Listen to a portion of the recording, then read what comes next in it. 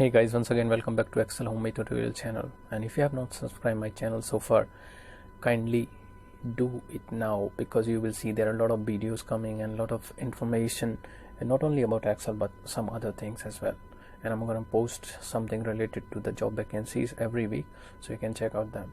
So please subscribe to my channel right now. Okay, so let's move to the topic for today, which is pivot table. Yes, you can say pivot table, pivot table, depends, both are correct. There's no problem with the pronunciation. So I got one small data table and I'm going to use pivot table to check the data, to sort the data. In the insert tab, the first function is pivot table. When you click on pivot table, this dialog box will open.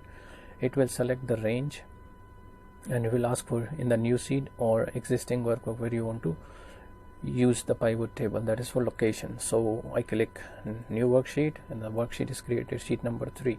So the pivot table looks like this, and on the right hand side you have name, employee ID, address, whatever was the information is there in the table, and the data, it's already there sorted in the right side. So to sort out the data in order to the location, in order to the name of the person or employee ID or their address or their salary, you can check out like that way using pivot table.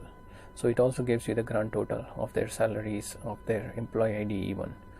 So this is how it works. So if you want to add something or change something, example, if I want to change Aldana to Khalifa B, for instance, here and one more place here for Mohan, because both place Mohan is there, and you will see now the Mohan supposed to change, right, in the pivot table. Mohan in Aldana Muhammad Vinjai city.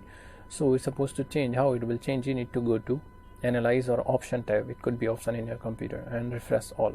When you click on refresh all, it will show in warning. You can click OK on that, and then it's supposed to change. All right, says reference is invalid. If we say OK and OK, yes.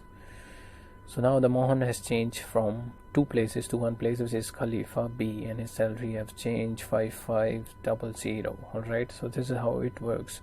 It is used to sort any data, to get any information from any particular table.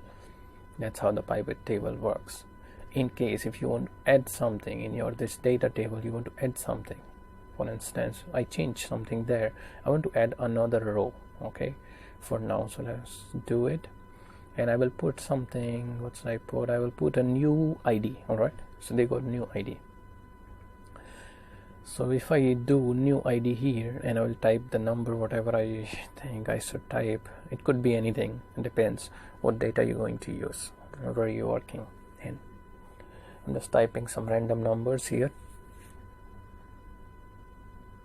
and once I'm done typing this, it's supposed to come in the pivot table automatically.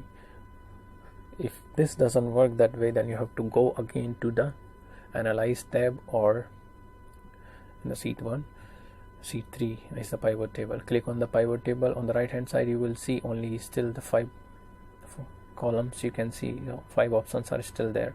So the new option of new ID is still not there. So how it works? So you need to go to analyze tab or option tab, for instance, in your laptop if it is option instead of analyze. So I go to analyze tab and click on refresh all again. When I click refresh, now on the right hand side you can see the new IDs. Yes, the new ID has come. If I click on new ID, you will see the new employee ID along with the total, grand total is showing. So this is how the pivot table works. Now if I want to add something which is not in the range,